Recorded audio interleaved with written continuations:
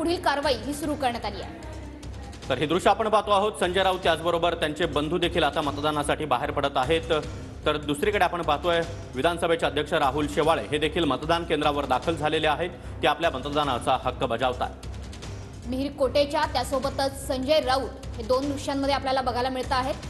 संजय राऊत आणि त्यांचे बंधू हे देखील या ठिकाणी उपस्थित आहेत। सोबतच आता दुसरीकडे आपण बघतो आहोत की आता मतदानासाठी सर्वच दिग्गज नेते हे मुंबईमध्ये बाहेर पडतायत। एकीकडे एकनाथ शिंदे हे सुद्धा आपल्या संपूर्ण परिवारासह मुख्यमंत्री हे आता मतदानाकरता जाणार आहेत। तर हे दृश्य आपण पाहतो आहोत।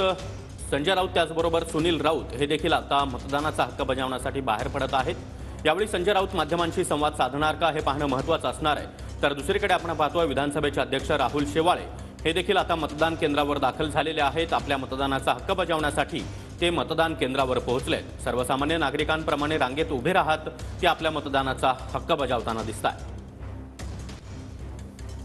राहुल नार्वेकर हे आता आपल्या मतदानाचा हक्क बजावण्याकरता रांगेत उभे आहेत आणि सर्वसामान्यांप्रमाणे ते आपल्या मतदानाचा हक्क बजावणार आहेत। सोबतच संजय राऊत त्यांचे बंधू सुनील राऊत हे सुद्धा आता मतदानाकरता बाहेर पडतील। यावेळी ते माध्यमांशी काय संवाद साधणार याकडे सर्वांचे लक्ष आहे।